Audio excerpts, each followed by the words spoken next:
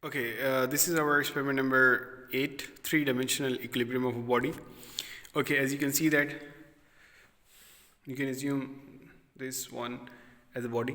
इसको हम एक बॉडी assume कर सकते हैं. As you can see that there are 5 forces acting on it. ठीक है, आपके पास 5 forces लग रही हैं क्योंकि आपके पास 5 strings हैं जो कि 4 जो हैं वो अपर पुली से गुजर रही है, जबकि एक जो है वो आपके पास डाउन देयर है.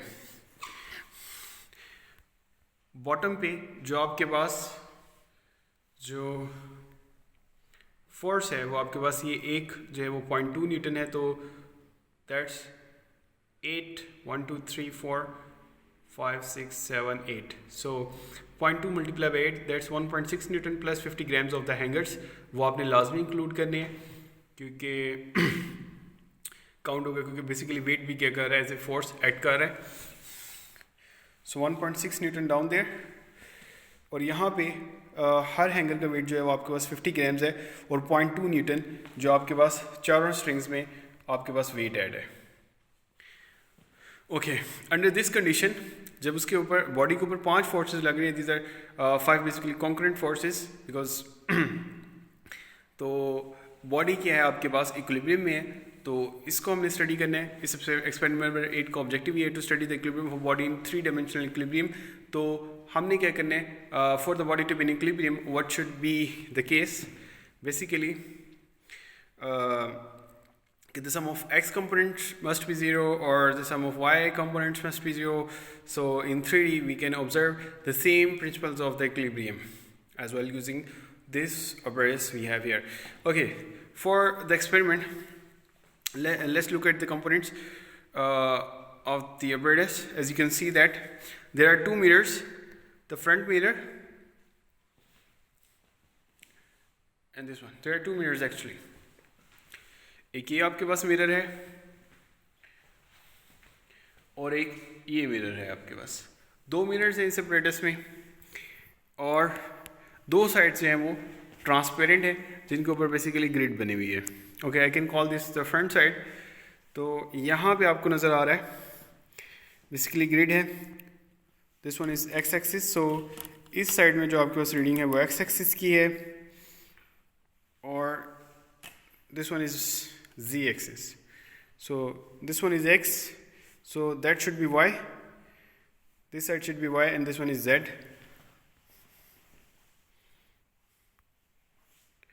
As you can see, this is a y grid, again z. Okay, and in this condition body is in equilibrium.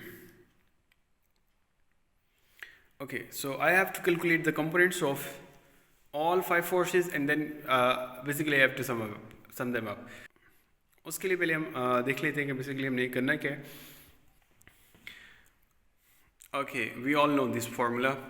F आपके पास फोर्स है making an angle theta with X axis, then we know that F X is equal to F cos theta. So F का जो X component होगा वो basically F cos theta के equal होगा. We all know that, but this cos theta can be calculated in another way. Okay, suppose ये आपके पास same है, फोर्स है, this is the same, this is in the same direction as the force F, or you can assume this F is basically the this is the unit vector of the F, so it has the same direction as the force F. So आपके पास अगर ये length है और bottom पे आपके पास delta x है, आपको शेडो की लेंथ पता हो, then you can calculate as well. Okay, आपके पास then you can write that fx is equal to f into cos theta को I can write cos theta is equal to base over hypotenuse, so delta x by L. So I can write this fx like this way. अच्छा, अब similar आ जाए, आपके पास एक force F है 3D में, उसके ऊपर वो आपके पास 2 पॉइंट हैं A और B और आपको उनके कोऑर्डिनेट्स पता हैं x1 y1 z1 x2 y2 z2. Okay, इसका x कंपोनेंट निकालने के लिए अगेन fx क्या होगा, आपके पास f cos थीटा होगा. cos थीटा क्या होगा, delta X divided by L. Okay, length of string A B, आपके पास दोनों पॉइंट्स की आपको लेंथ पता हो.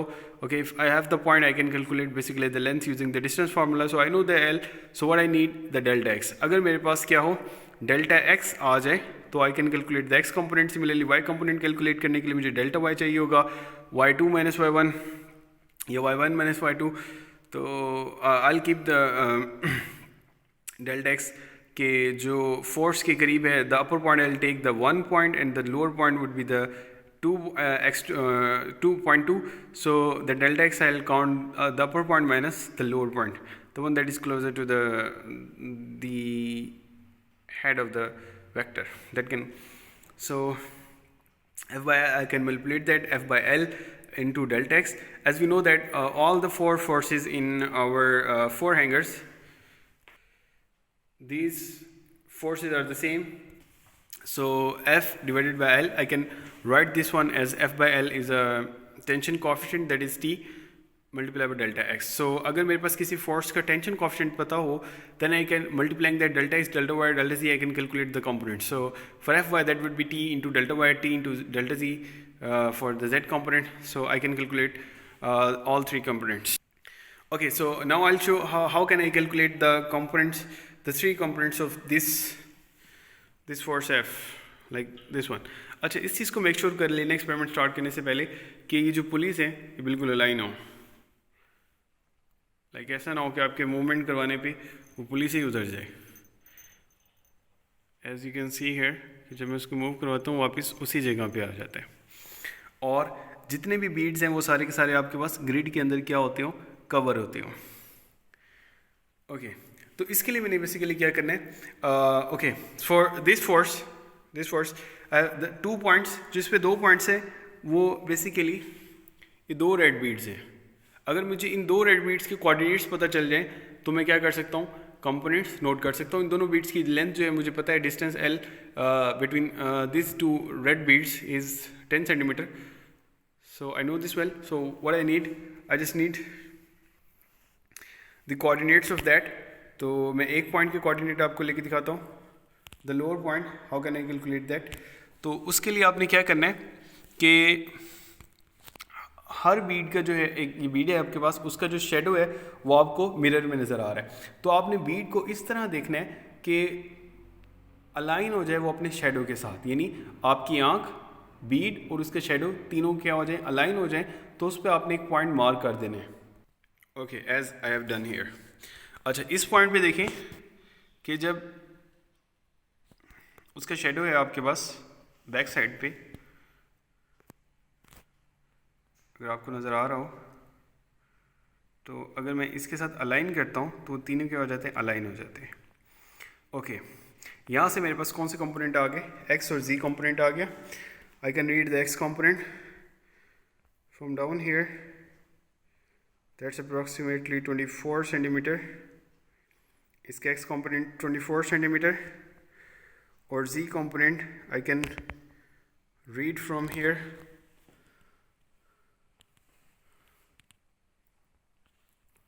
for this black dot,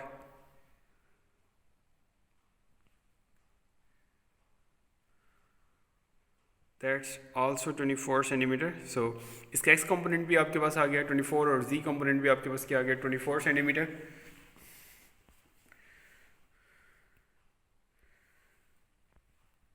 And to calculate the y component, I can move to the other grid, the y grid, yz grid. यहाँ आपके पास y component है, and that's I can read from down there. I have already marked the point. So that's 12 centimeter actually. तो x component आपके पास 24, y component I have 12 centimeter and the z component is 24 centimeter again. So इसी तरह मेरे पास क्या आ गए, load beat के point आ गए x1, y1, z1, और इसी तरह अपर बीट के पॉइंट्स आ जाएंगे मेरे पास x2, y2, z2. So using these points I can basically calculate all three components of these beats. अच्छा, अब इसमें एक चीज़ का ख्याल रखना है आपने कि तमाम बीट्स के लिए आपने कन्वेंशन सेम रख लेनी है. यानी अगर आप ऊपर वाले पॉइंट को 1 ले रहे हैं तो नीचे वाले पॉइंट को आप 2 लेंगे. Similarly for the other one. इस तरह क्या होगा कि वो जो ऑलरेडी डिफरेंस है कि एक साइड पे पॉजिटिव और दूसरी साइड पे नेगेटिव, वो ऑलरेडी काउंटर हो जाएगा. तो आपने कन्वेंशन सेम रखना है. या तो आप अपर बीट को 1 लेते हैं तो तमाम बीट्स के लिए लें, और अगर लोअर बीट्स को 1 लेते हैं तो वो तमाम बीट्स के लिए, ताकि वो डेल्टा एक्स जो है, डेल्टा एक्स डेल्टा वाई जी, वो क्या हो सबके लिए लाइक सिस्टमेटिक व्यू में आ जाएंगे आपके पास. ठीक है, तो using this formula delta x, delta y, delta z. In the t I can calculate x, y and z component, and then I have to use these values in the manual to satisfy the equations. Okay जी, आपके पास manual है like F1, F2, F3, F4, ये सारे basically जो apply किए experiment में same है. तो x a, x y a और जेड ए ये बेसिकली बीट्स के कोऑर्डिनेट्स हैं. I can call the upper bit a and the lower bit b. So x a, y a, g a, z a. F1 के सामने F1 के जो beats हैं उसके कोऑर्डिनेट लिख रहे हैं, अपर बीट के कोऑर्डिनेट, लोअर बीट के coordinate. Similarly for the F2, upper bit के कोऑर्डिनेट, lower bit के coordinate. And then you have the manual here, the delta x written here as capital X. यहाँ पे आपके पास delta x, delta y, delta z आ जाएगा. और फिर जब आप टेंशन को फोर्स टेंशन कोफिशिएंट को x से मल्टीप्लाई करेंगे तो x कंपोनेंट आ जाएगा, सबके x कंपोनेंट आ जाएंगे, सबके y कंपोनेंट आ जाएंगे, सबके z component. The sum of x component should be 0, approximately y component should be 0 and the z component should be 0. Okay, this is about the experiment number 8. Please feel free to ask any question in the discussion. Thank you.